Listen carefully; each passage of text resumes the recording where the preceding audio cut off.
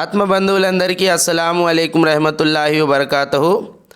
అనంత కరుణామయుడు అపార కృపాశీలుడైనటువంటి ఆ పరమాత్మ అల్లా నామస్మరణతో మొదలు పెడుతున్నాను. ఈరోజు ఒక గొప్ప దర్గా సూఫీ గురువు అయినటువంటి హజరత్ గాలిబ్ షహీద్ బాబా దర్గా గురించి మీకు చెప్పబోతున్నాను. మీరు ఈ వీడియోలో చూస్తున్నారు. మేము వీడియో షూట్ చేసిన రోజు కొద్దిగా వాతావరణం సరిగా లేదు, అందుకని సరిగా మన వీడియో లేదు. కానీ మనము ఈ గాలిబ్ షహీద్ బాబా గారి చరిత్ర గురించి, ఆయన దర్గా ఎక్కడుంది, దీని విషయం మొత్తము ఈ వీడియోలో తెలుసుకుందాం. హజరత్ గాలిబ్ షహీద్ బాబా దర్గా విజయవాడ నుండి భవానీపురం పోయే రోడ్డు నుంచి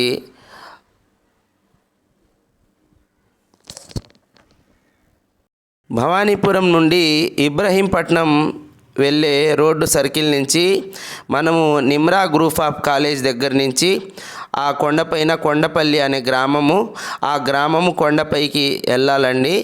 అయితే ఈ గాలిబ్ షహీద్ బాబా దర్గా చాలా మహత్యం గల్లది, మహిమ గల్లది.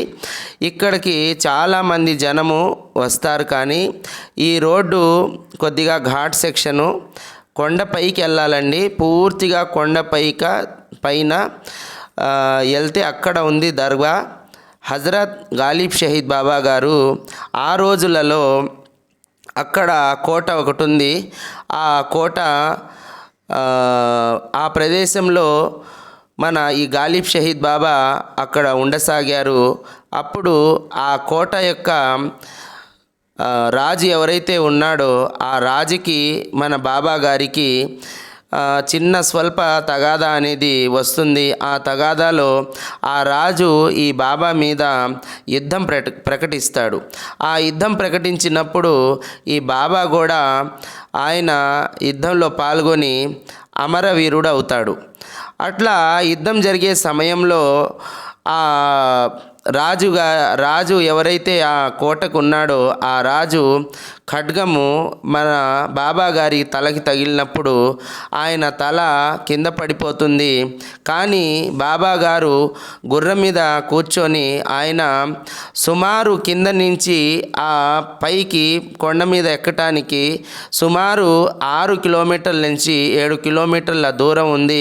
కారు ప్రయాణం కానీ, ఆటో కానీ, మనం మోటార్ సైకిల్ వేసుకొని వెళ్ళొచ్చు. పెద్ద పెద్ద వెహికల్స్ పైకి వెళ్ళవు. మీరు చూస్తున్నారు కదా, ఈ దారి అన్నమాట. ఈ దారిలో గుండా పైకి వెళ్ళాలి మనము. ఆ పైకి వెళ్ళినాక దాని మీద ఒక టీవీ స్టేషన్ కూడా ఉంది.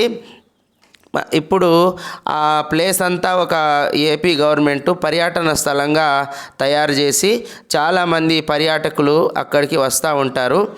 అయితే మనము ఒక్కళ్ళము వెళ్ళడానికి కొద్దిగా ఇబ్బందిగా ఉంటుంది. ప్రదేశము నిర్మానుష్యంగా ఉంటుంది.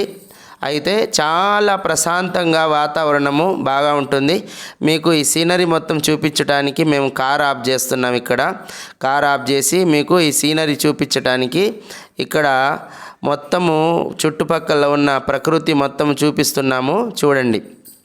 అయితే మన గాలిబ్ షహీద్ బాబా ఆ గుర్రం మీద కూర్చొని ఆ కొండపై నుంచి సుమారుగా 5-6 కిలోమీటర్ల దూరం ఉన్న కొండపై నుంచి కిందకి దిగి ఆ గుర్రం మీదనే కూర్చొని యుద్ధం చేస్తా ఆయన మన విజయవాడలో భవానీపురం అనే ప్లేస్కి వచ్చేటప్పటికి ఒక హిందూ మహిళ ఆ బాబా గారిని చూసి బిగ్గరగా అరుస్తుంది, భయపడి అరుస్తుంది. ఇదేంది, మొండెము గుర్రం మీద కూర్చొని వస్తూ ఉంది, ఏంది అసలు ఇదని భయపడి అరిసేటప్పటికి అప్పుడు బాబా గారు నేను షహీద్ అయిపోయాను అనే స్పృహలోకి అప్పుడు వస్తారు.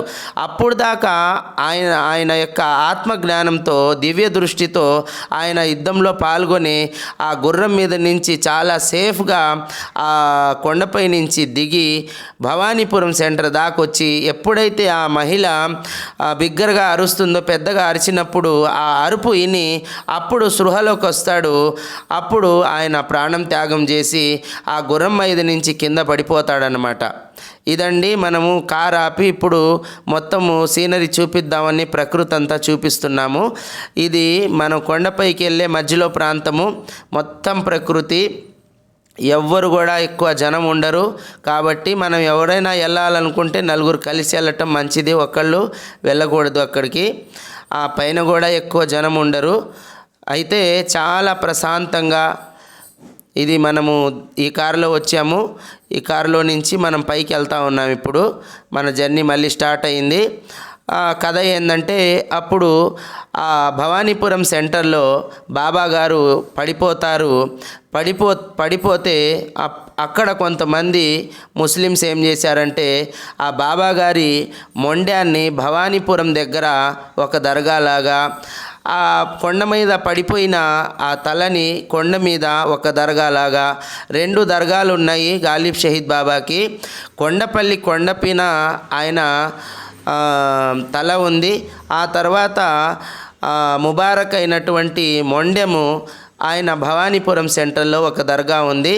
రంజాన్ నెలలో సతామి తారీఖు తర్వాత కాకాణి బాజీ షహీద్ బాబా గారి గంధం జరిగిన మరుసటి రోజు ఈయన గంధం జరుగుతుంది.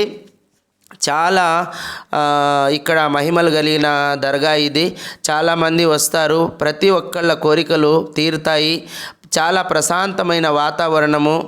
అయితే ఎవరైతే యోగుల్లాగా ఉంటారో, ఎవరైతే వలీలు అవ్వాలనుకుంటున్నారో అట్లాంటి వాళ్ళు ఇక్కడికి వచ్చి ధ్యానం చేస్తే, మనం ఇంట్లో చేస్తే ధ్యానము ఒక శక్తి వస్తే, ఇక్కడ కూర్చొని మనం ధ్యానం చేస్తే 10 శక్తి మనకు వస్తుంది. అట్లాంటి ప్లేసు మీరు ఒక్కసారి చూస్తే మీరు ఇంకా ఇంటికి వెళ్ళబుద్ధి కాదు, అట్లా అంత ప్రశాంతంగా ఉంటుంది.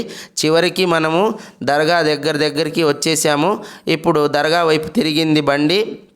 ఇప్పుడు లోపలికి వెళ్తున్నాము. అక్కడ ఏమి దారి లేదు అనిపించింది మనం లోపలికి వెళ్ళినాక, కానీ సన్న దారి ఉంది. మనకి గవర్నమెంట్ వాళ్ళు ఏం ఫెసిలిటీ చేయలేదు అక్కడ. అయితే ఇది మనం చివరికి దర్గా దగ్గరికి వచ్చాము. ఇది గాలిబ్ షహీద్ బాబా దర్గా. అంత కొండ మీద ఇట్లాంటి ఒక కట్టడం కట్టారంటే అది చాలా గొప్ప విషయము. ఈ ఫెసిలిటీస్ అన్నీ ఈ మధ్యలో ఉన్నాయి. ఒక చిన్న కొట్లు కూడా ఉంటాయి అక్కడ మామూలుగా. పాపము వాళ్ళకి అంత ఎక్కువ వ్యాపారం జరగదు. అయినా వాళ్ళు ఆ బాబాని నమ్ముకొని అక్కడ 2 కొట్లు పెట్టుకొని 2 కాపురాలు ఉన్నారు పాపము. వాళ్ళు సాయంత్రానికి కొట్టు మూసుకొని వెళ్ళిపోతారు. ఎవ్వరు ఒక్క జనం కూడా సాయంత్రం ఇక్కడ ఉండరు. ఇది ఆ కోట గురించి నేను చెప్పాను కదా, ఆ కోట ఇదేనమాట. ఆ కోటలో రాజే గాలిబ్ షహీద్ బాబా గారి తలను మొండ్యాన్ని వేరు చేసిన ఒక దుర్మార్గుడు అనమాట. అట్లా బాజీ షహీద్ బాబా గారి షహాదత్ వీరమరణం జరిగింది. ఇది కొండపల్లి ఊరండి. మనం కొండ శివారు మీద పైన ఉన్నాము. అక్కడి నుంచి సీనరీ మొత్తము అది మనం ఇందాక చెప్పుకున్న ఆ కోట గురించి. ఇది కోట అన్నమాట. ఈ కోట మనము గాలిబ్ షహీద్ బాబా దర్గా చాలా కరామత్ కలిగినది, మహిమలు ఉన్నాయి. ఇక్కడ చాలా ప్రశాంతమైన వాతావరణము. ఏ మొక్కులు మొక్కుకున్నా మన మొక్కులన్నీ తీరుతాయి. నేను స్వయంగా అక్కడ కూర్చొని కాసేపు ధ్యానం చేసి ఆ ధ్యాన అనుభూతిని పొందాను. అక్కడ చాలా బాబా గారి శక్తులు, ఆయన యొక్క కరుణ ఎల్లవేళలా కుంభవర్షంలాగా కురుస్తూ ఉంటుంది. మనం కొంతమంది మా శిష్యులతో కలిసి మేము అక్కడికి దర్గా సందర్శనానికి వచ్చాము. మా ఒక శిష్యులకి కొంతమందికి చూపిద్దామని తీసుకొచ్చాము. చూస్తూ ఉన్నాము మనం బాబా గారి దర్గా. ఇది మెయిన్ గేట్ అండి ఈ దర్గాకి. ఆ పక్కన చిన్నది ఉంది మసీదు.